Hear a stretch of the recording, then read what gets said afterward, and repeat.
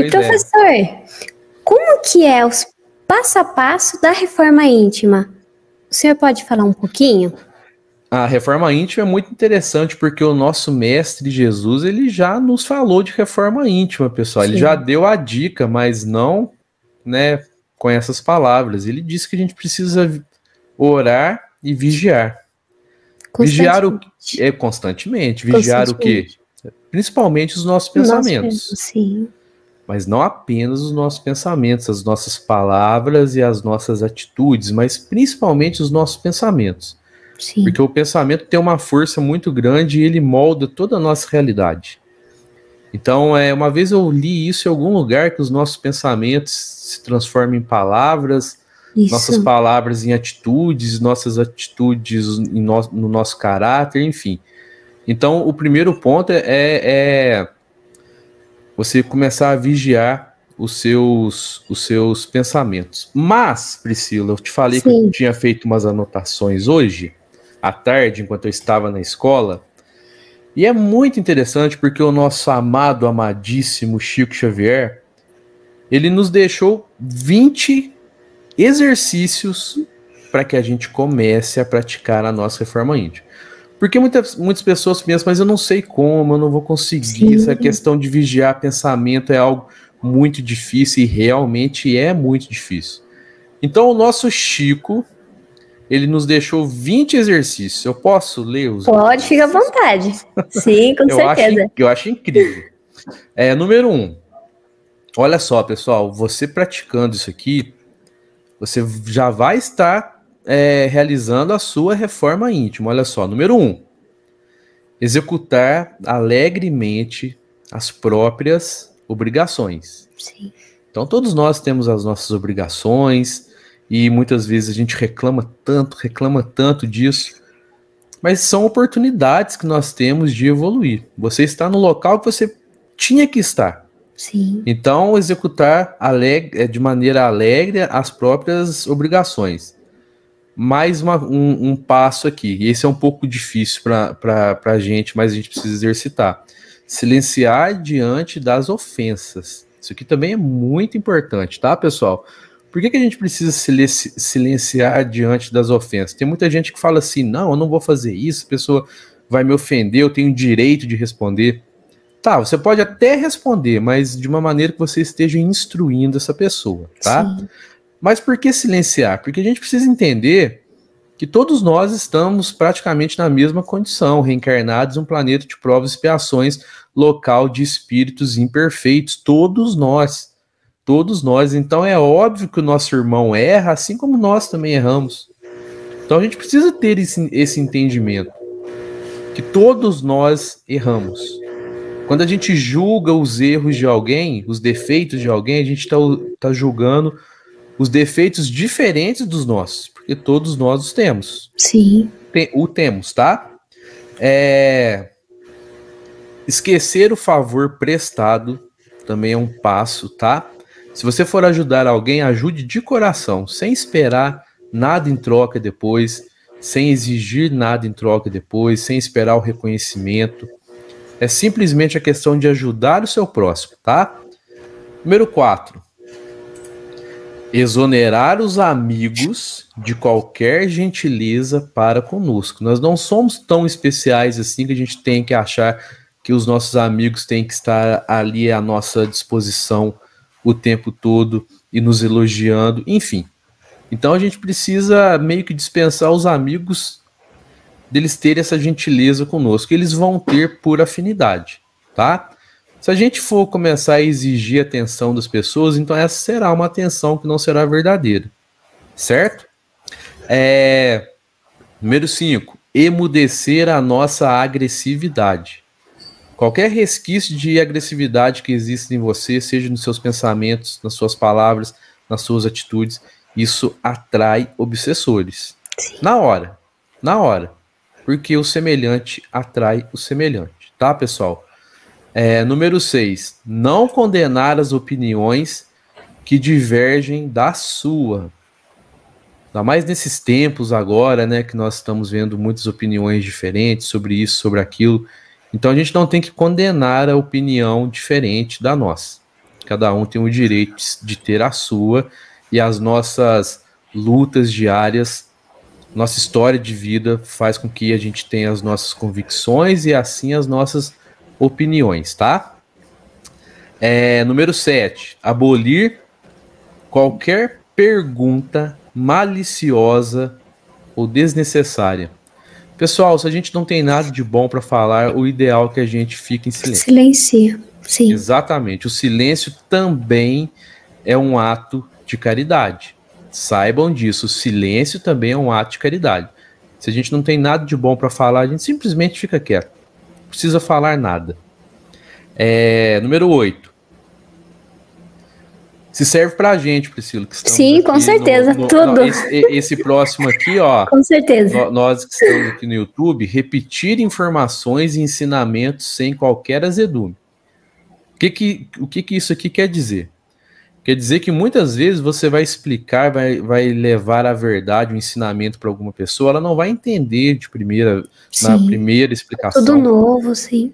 Tenha paciência. Sim. Se você tem um pouquinho mais de conhecimento que aquela outra pessoa, entenda que talvez essa pessoa tenha um pouquinho de dificuldade para assimilar o que você está tentando passar. Nós que estamos aqui no YouTube realizando esse trabalho de divulgação, ou do espiritismo, da espiritualidade, enfim, a gente precisa ter esse entendimento que lá nos comentários a gente vai encontrar, às vezes, pessoas que não conseguem assimilar, assim, de primeira aquela informação. A gente não tem que se irritar por isso, tá? Eu vejo isso, aprendi isso no meu trabalho, na sala de aula também. Número 9, treinar a paciência constantemente. Isso é muito difícil, Com nós mesmo, principalmente, não? Com certeza, com certeza. Às vezes a paciência ela vai embora mesmo, mas nós temos que praticar isso, tá, pessoal? É o que eu já falei para vocês, é uma prática. Isso aqui são exercícios que o Chico Xavier nos aconselhou a realizar todos os dias, tá?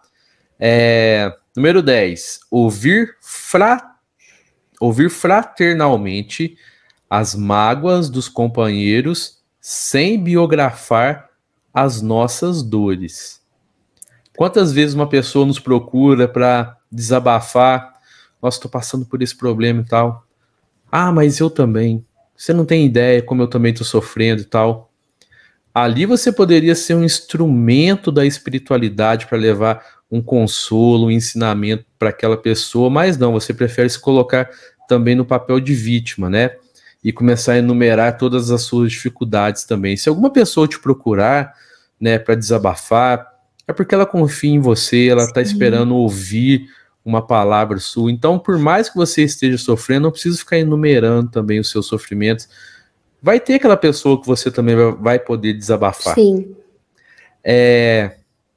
Número 11, buscar sem afetação o meio de ser mais útil. Pessoal, nós temos muitas oportunidades de ser útil todos os dias. Todos os dias. Ser útil não é apenas ajudar materialmente, é com uma palavra, é com uma oração, às vezes é com um sorriso que você dá para uma pessoa na rua, um bom dia, uma boa tarde, uma boa noite. Faz toda a diferença, sim. Faz toda a diferença. Às vezes é uma gentileza, é uma educação que você possa ter com alguém que esteja trabalhando naquele momento, você está ali num comércio, alguma coisa assim. Então você pode ser útil, até o seu silêncio também é útil às vezes. Então é muito importante isso, a gente procurar maneiras de ser útil, tá? Número 12. Desculpar sem desculpar-se. A questão que a gente já falou do auto-perdão, né? Não adianta a gente querer perdoar uma pessoa se a gente não se perdoa. Sim. Né? Porque a gente precisa estar bem primeiro para a gente poder auxiliar alguém. O nosso perdão para as pessoas é uma forma de auxiliar elas.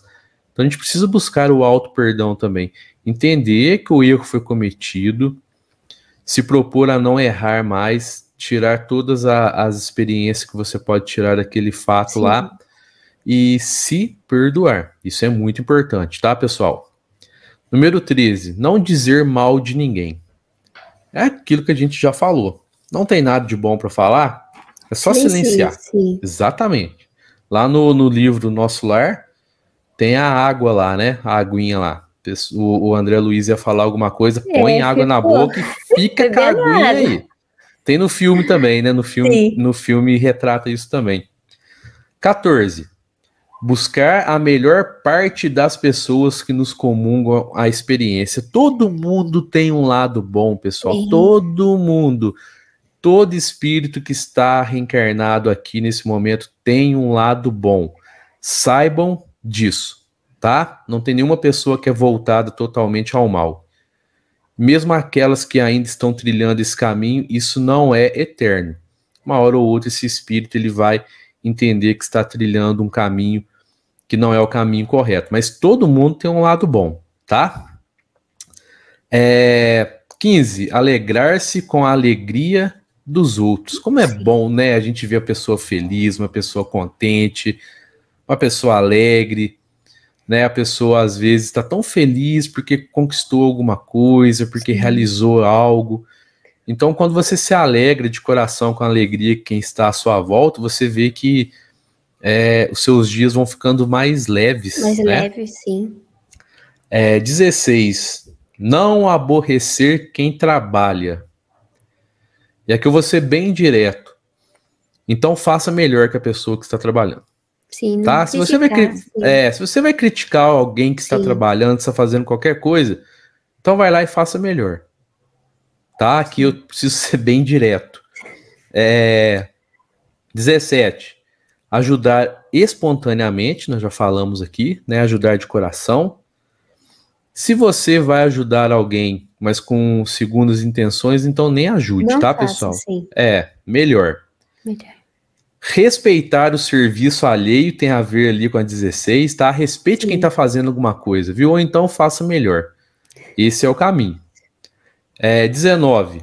Reduzir os problemas particulares. Nossa, quantos problemas que nós mesmos que arrumamos para nossa vida. Sim. Precisa viver uma vida um pouco mais simples, né?